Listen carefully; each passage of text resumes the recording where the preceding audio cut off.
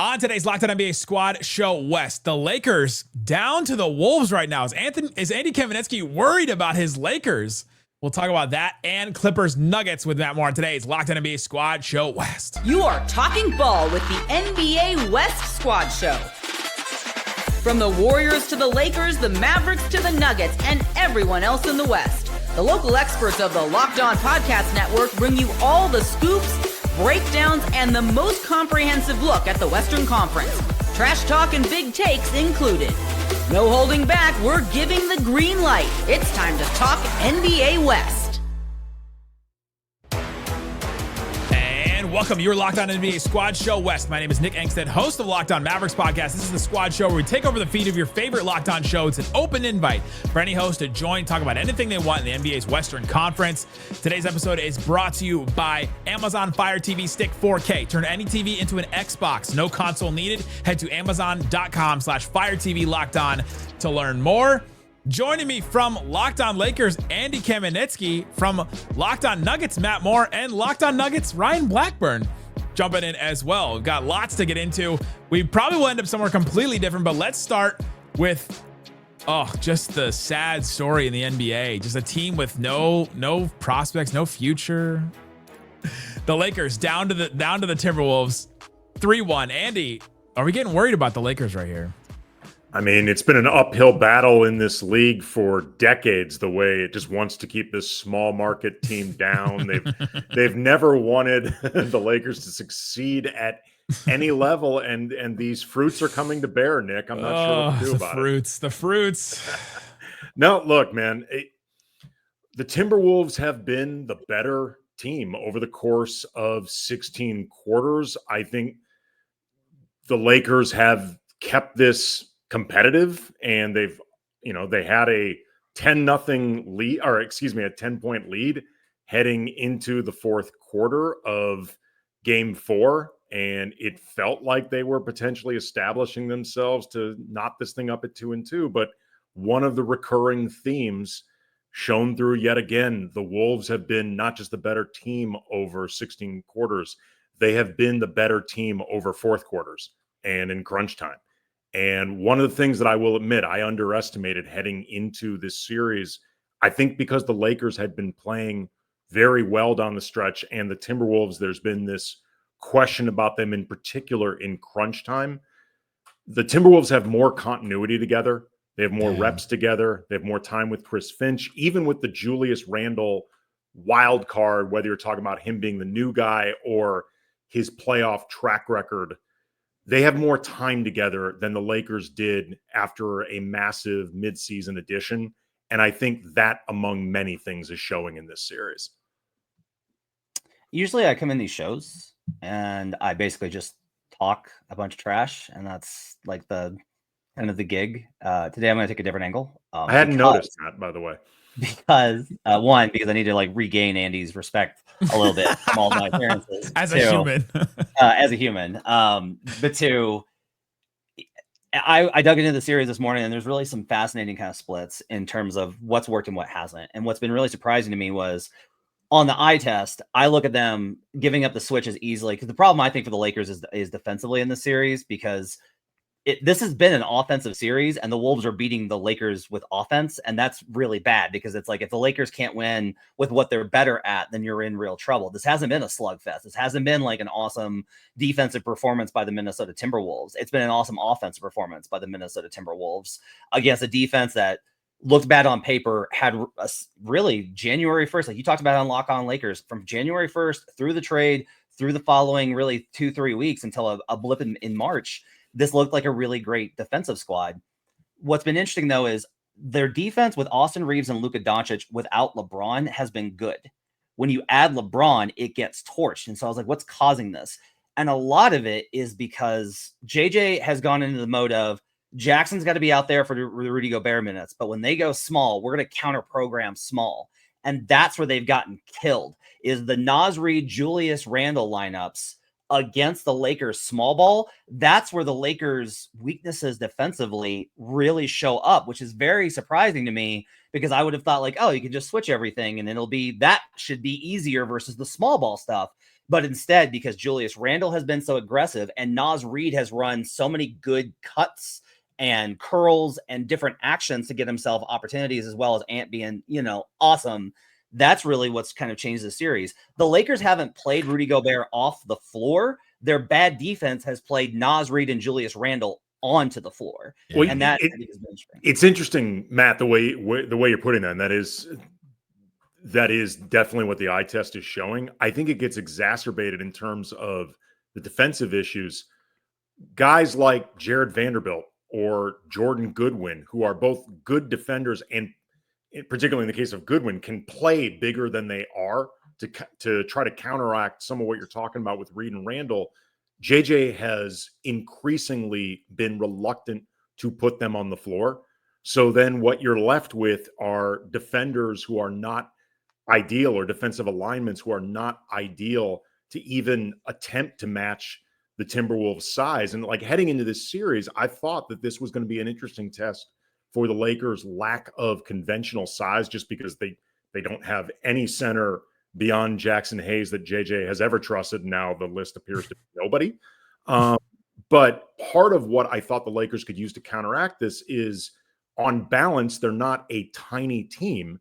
But then if you're not playing Jared Vanderbilt and you're not playing Goodwin, who plays bigger than his size, and Hayes is out of the mix, then all of a sudden you are a very small team. And that size difference and advantage that Minnesota already had, then it really starts becoming exacerbated.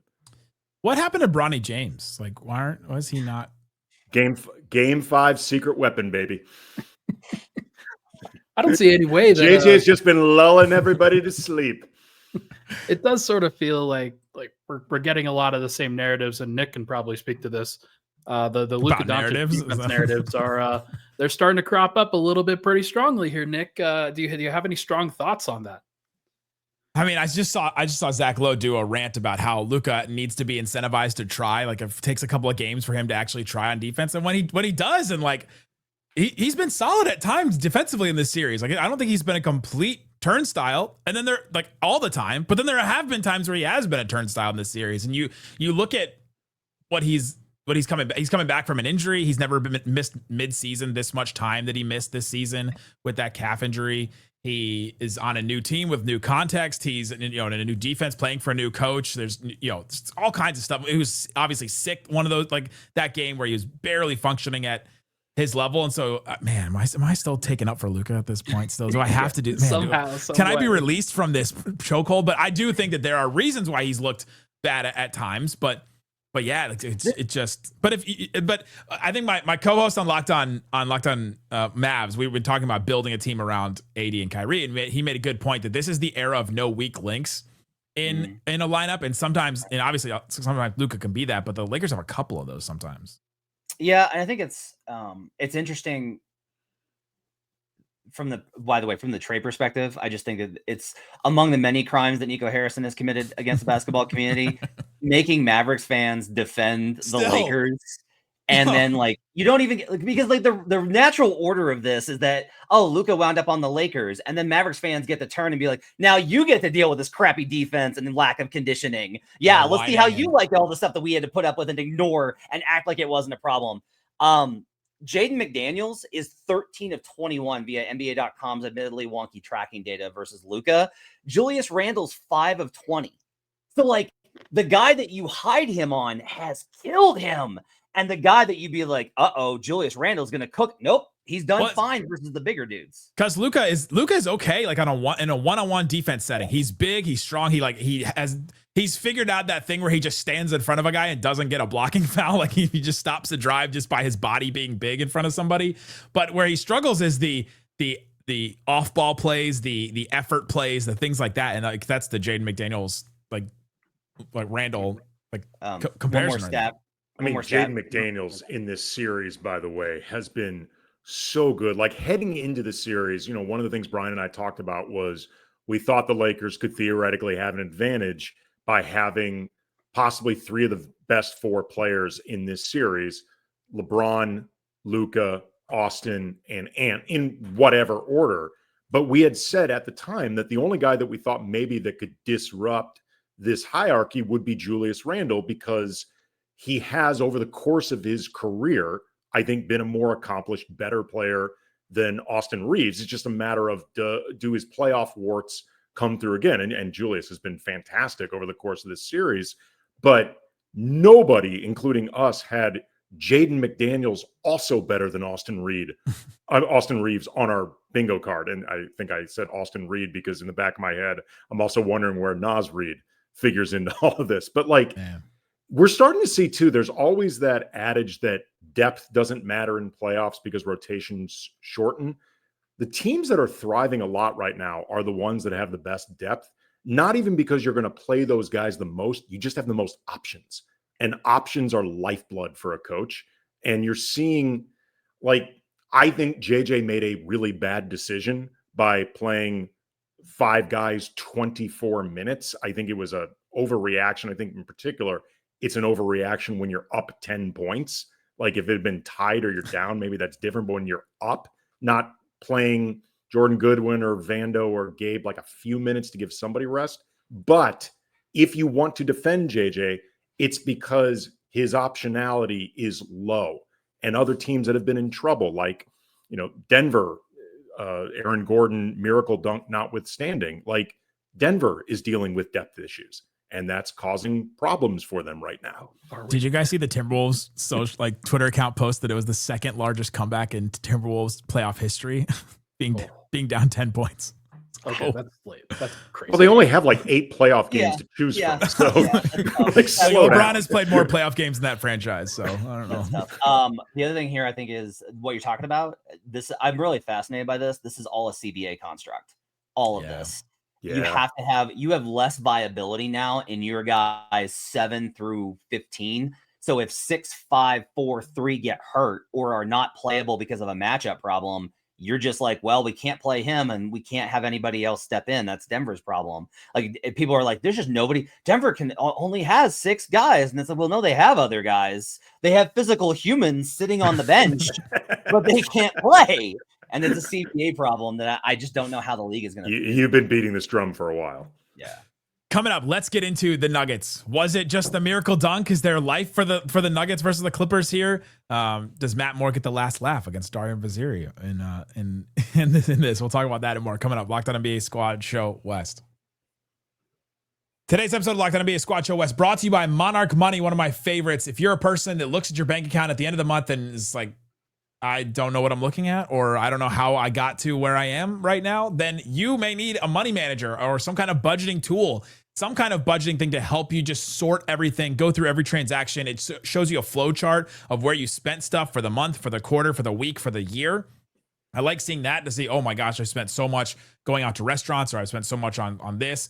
And I love that about Monarch Money, but it's a complete financial command center. It's not just a money manager. It's a complete financial command center to help manage your money and start building wealth. Take it to that next level after you manage stuff to start building on that, figure out where it is. You can connect all kinds of things, accounts, investments, your student loans, mortgage, whatever you've got. Combine it all into one spot so you can see it all in front of you. Take control of your finances with Monarch Money. Use the code LOCKEDONNBA at monarchmoney.com, and you can get 50% off your first year. That's monarchmoney.com. Locked On NBA is the promo code for half off your first year at monarchmoney.com.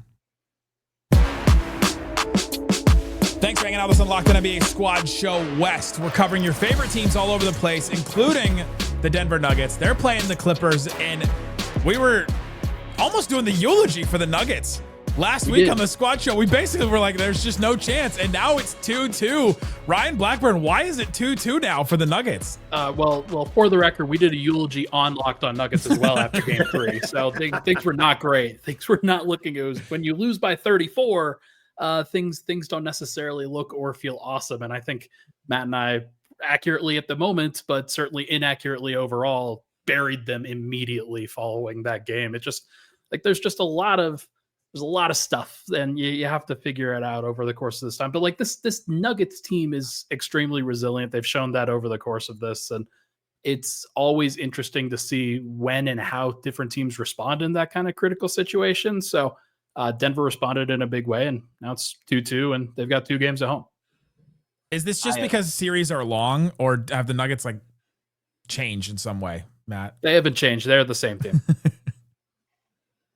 In terms of what? Like, in terms of like it being the Nuggets? I think the Nuggets are still dead. I'll just be very clear. Like I said after Game 4, I was like, I am not going to do the thing where they lose a game, they're awful, they're going to lose, it's over. They win a game, told you they're awesome. This team, like I said, I'm going to stay on this side. The best thing about the playoffs, though, is getting to do that, though. I know, for fans, if Denver loses the next 2 games, are you guys just going to rerun the eulogy episode, or are you going to record something new? We have 26 different eulogies over the course of the season. We buried them after 2 losses to the Wizards this year. This is like our 7th eulogy for the Denver Nuggets, and they just keep surviving. I still think the Clippers are winning in 6. They've been the better team throughout the course of the series. I still think they're going to win the series in 6. I think they win and take the heart out of them on Tuesday night, and then they wrap it up at home at the Wall. What I do think is interesting, though, is like there is a lot about this that gets into the X's and O's versus the ephemeral stuff of if one team has the basketball advantage, but the other team has better leadership, more heart, and mental toughness, how far can that take you? Because I think the Nuggets have much better leadership. They are mentally tougher and they have more heart. But also, you have to make the buckets. You have to score the basketball. You have to get stops. And I have less confidence in Denver to do that than the Clippers, which is why I do not think that the Los Angeles Clippers will have a very pleasant time in the next round versus a team called the Oklahoma City Thunder, repped by a man that's joined us, Rylan Style of Locked On Thunder. Ryan, are we just overthinking this whole matchup as the Nuggets are injured, like Michael Porter Jr. is dealing with his injury. Obviously, they don't have a lot of depth, and the Clippers are healthy and have a lot of depth. Like, can we just chalk it up to that right now? Well, that's certainly part of it, because I just going back and watching Game 4 again, it's wild to watch Michael Porter like not use his left arm for several minutes at a time until he's forced to catch the ball. I took a screenshot and posted it. Like, he has like passes halfway to him, and he has yet to raise his left arm to try to catch the ball.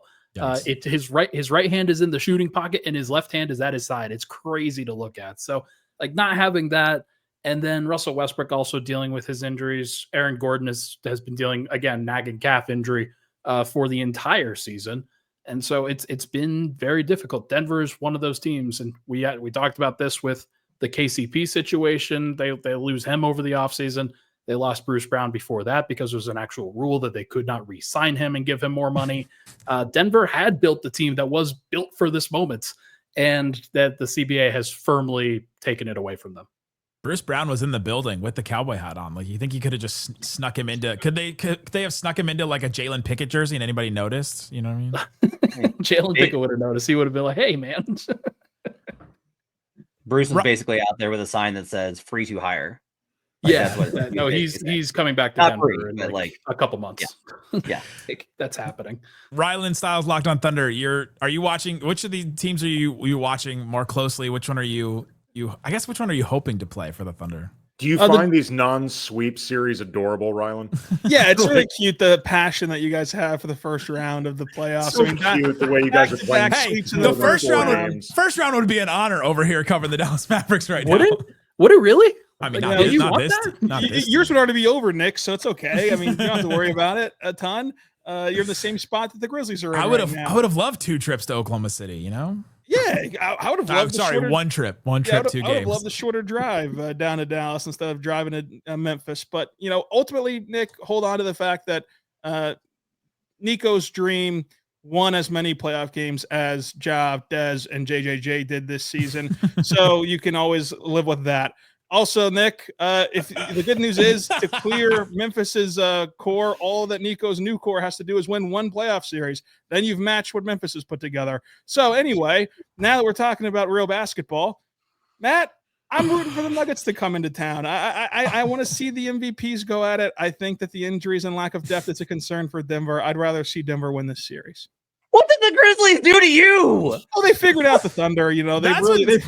They ran out of games. I mean, when you get swept 4-0, you just simply ran out of time because they really had figured everything out. Especially poor Memphis. Poor Memphis. That Jock quote of "I had figured them out" is wild. It's ludicrous. The Memphis Grizzlies are ludicrous. I mean, they think that they've done stuff in this league. They've done nothing. What was Memphis ever done? Oh, they won one first-round series and danced around the court. Congratulations. The Thunder, Matt, I see the side-eye, Matt. Matt, I see it. The Thunder core right now has won more playoff series than the Memphis core has in less time. 2 playoff series. So I'll talk about Memphis specifically and not about other teams, but they fired their coach. Jalen Wells and Brandon Clark were out. What are we doing?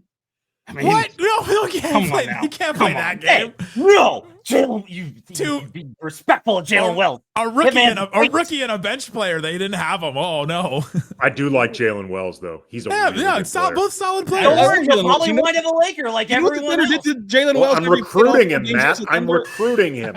Does that like Jalen Wells edition? Does that get that margin down from 79 in the first 2 games? Thank you, Ryan. Listen, this Grizzlies team has not beaten the Thunder since December of 2022. Jalen Wells played in the regular season. They've swept the Grizzlies in the regular season by 18 points per game. This was a different verse, same as the first in this playoff series. It's the exact same thing that happened in the regular season. The Grizzlies are terrible. They don't have guys that you can really build around, and they got swept out of the playoffs again.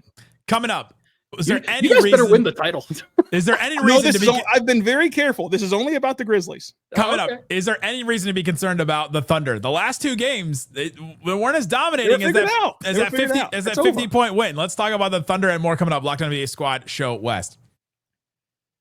Today's episode of Locked On NBA Squad Show West brought to you by Wayfair. They got just what you need. Spring is here, and it means it's perfect time for home project season. I'm looking around my house. I'm like, all right, let's refresh a room to make me feel better about the NBA and just life in general. You get to that point, covering the maps. Wayfair is the best kept secret for all things home improvement, from small updates like stylish cabinet hardware. Change your knobs, and it'll just change what a piece of furniture.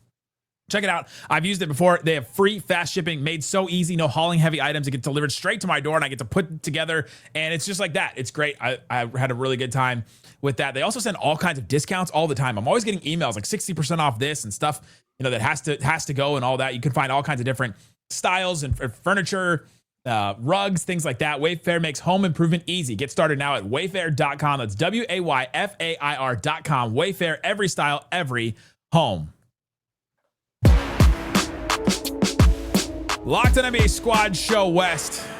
Rylan Stiles came in with the heat against the Grizzlies. What did they have ever done to you? It felt like you were getting back at them for the whoop that trick moment in the play-in game, where at the end of the game where the Grizzlies had just dismantled this shell of a Mavericks team, and they played whoop that trick, and everybody's waving towels in the air. There's a lot of energy in that moment, and I'm just glad that you got the payback for the Mavs there. That was the 70-point loss that they had back when Poku was playing.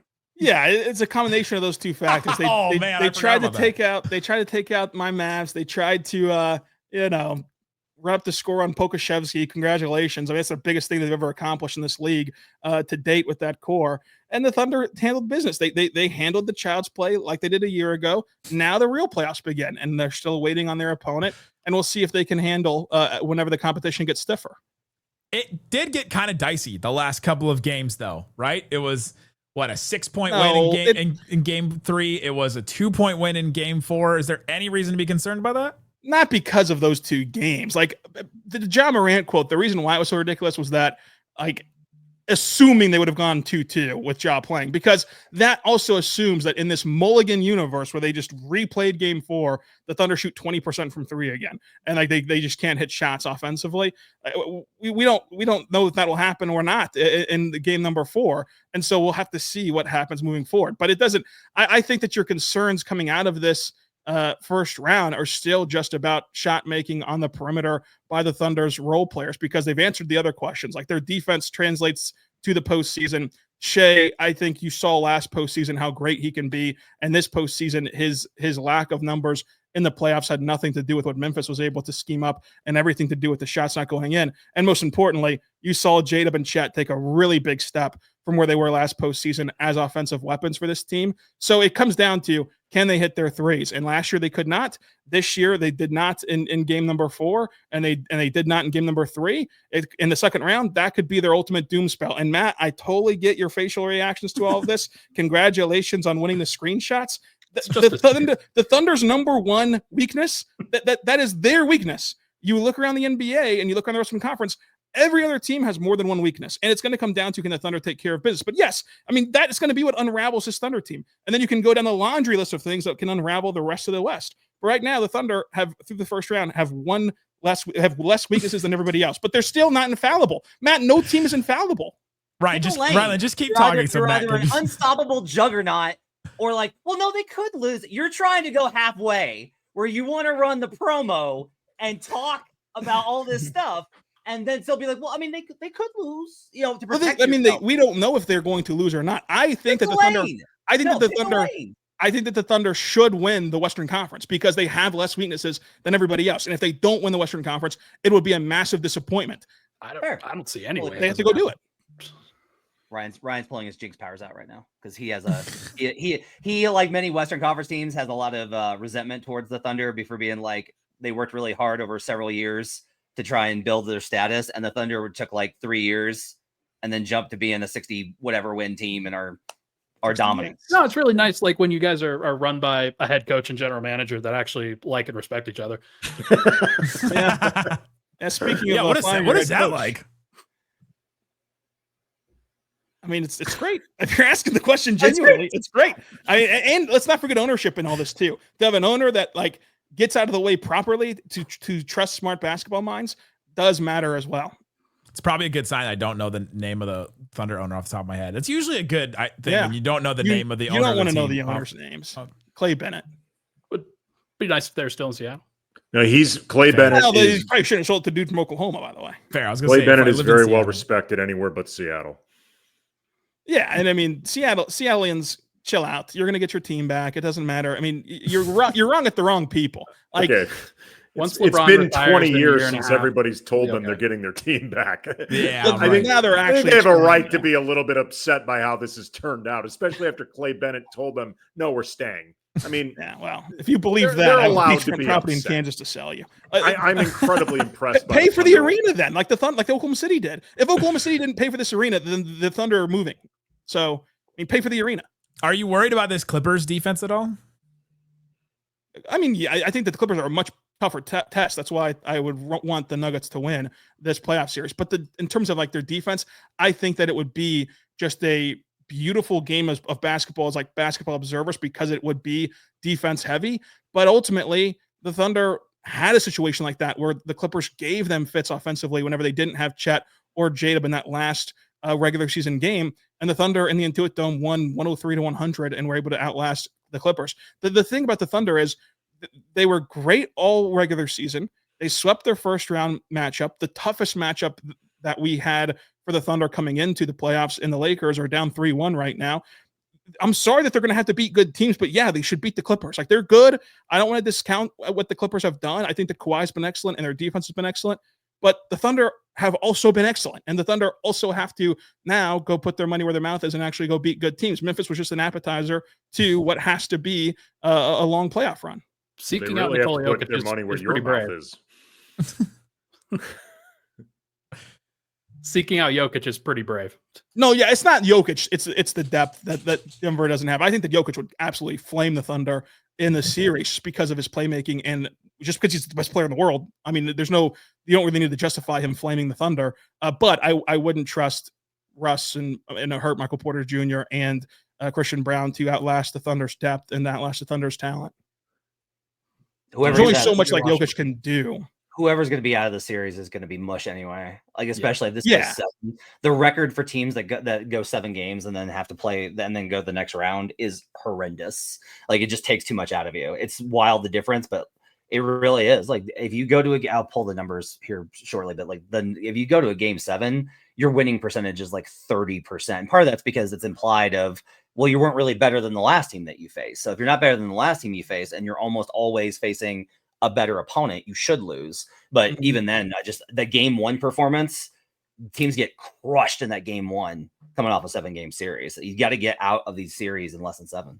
And Matt, you're an expert at like pulling the numbers. I don't know if there's an easy way to pull this. And if there is, I'd love for you to do it if you could, of like also going to 7 while your opponent has a ton of rest, like literally sweeping.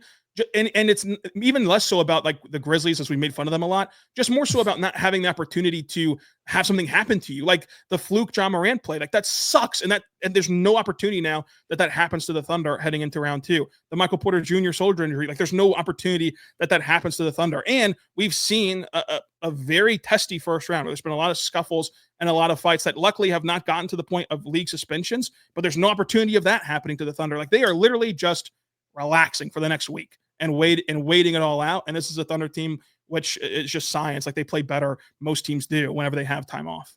Do you anticipate, Rylan, whoever comes out of this series between Denver and the Clippers, which, side note, has been an incredible series. Like it has just been such fun to watch. Do you consider whoever comes out of that series to be the toughest opponent that OKC is going to face if they come out of the West? Basically between one of these two teams, the Wolves, the Rockets, the Warriors. Yeah, I would still put the Wolves as the toughest just because they have the identity to match with the Thunder in the sense of like what you're seeing them, the variety of ways that you're seeing them be able to win games. And as me and Matt have talked about in the regular season, their under the hood stuff, despite their overall record, is just really good. And they've matched up with the Thunder best in the regular season compared to these other teams that they can play the Thunder style, and styles makes fights. So I'd say them number one, but then the winner of this round, between the Nuggets and the Clippers is number 2. So it is a very, very good test for the Thunder, and it will go minimum 6 games and of course max 7 games. So you're really rooting for the Lakers to come back from down 3-1 is what you're saying. Well, you'd prefer them. Well, and that's the thing too, though, is that like if you promised me that the Lakers would come back, they'd then catapult up just because of the Luka factor. Like Luka's the matchup nightmare for this Thunder defense, which is all predicated on like swarming the ball and then rotating and scram switching. And Luka's magical playmaking just elevates his teammates around him. But by the same token, we were already seeing the Lakers' lack of depth rear its ugly head, and they'd have to fight through another playoff round to then fight through the Thunder's depth. Like it would put them behind the 8 ball. But I just have a lot of respect for the way Luka specifically handles OKC.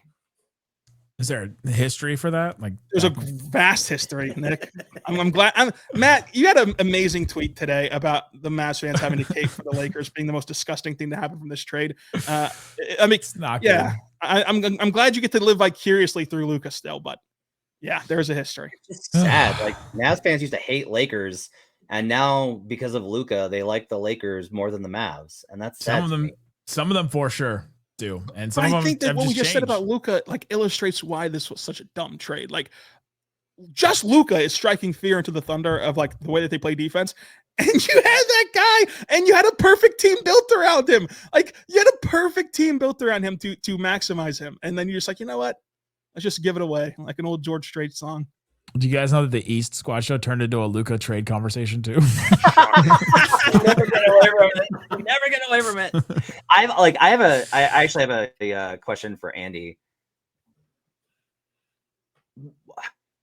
What's your confidence level that Luka gets past this in terms of he's still scoring, and that's why I've oftentimes labeled him Luka in a loss. He's still scoring. But there's been a lot of criticism, and like he has been sick. I've tried not to jump in. Game 3, he was clearly sick, under the weather. Like that was not debatable. Yeah, and game 4, I don't know, but like it's still like 48 hours later. I know you get the IVs and everything, but it's probably why he should have sat at some point during the second half. But I digress. What happens if this is who he is? It's pretty good player. I mean. Yeah. You mean like if this version of Luka is Max Luka? Yeah. I mean, it's a damn good player. It's pretty damn good player. I think the defense doesn't bother you. I don't think his defense has honestly been that big of a problem. I don't think he's been a lockdown guy, but I think for the majority of the series, game 1, he was not great defensively, but so was the whole team. Game 3, he was targeted, but he spent the whole game looking like he was trying to avoid throwing up.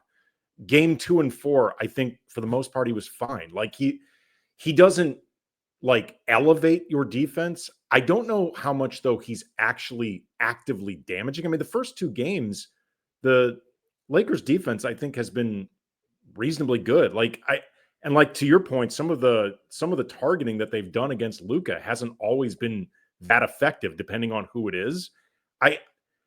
He is not an outstanding defender. I don't think he has been so bad though that he's really hurting the team. I think there can be wiggle room between that. And as Mavericks fans become Lakers fans, Lakers fans become Mavericks fans, never holding Luka accountable, and the circle is complete. This is the Predator meme handshake. Yes. It's just the life cycle of a Luka team now. We're going to see it with a whole other franchise where, all right, you have him, you have some shooting around him. That's a good start. Then now you have to add an actual center around him, and it changes. It changes a lot. It really does. So Denver. Oh, guys. All right. Thanks for hanging out with us on the Locked On NBA Squad show. Wes, we've got all kinds of great shows all the time from these great hosts covering their teams all through the finals.